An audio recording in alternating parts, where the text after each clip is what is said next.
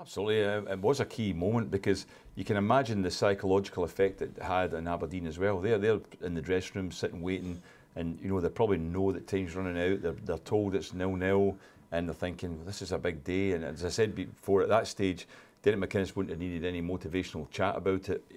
All he would say to players is, you know what can happen today if we win this game. Then the word must have come through that Celtic have scored a great goal. Last minute, they're suddenly thinking, oh, wait a minute, that's us now just having to win to catch up.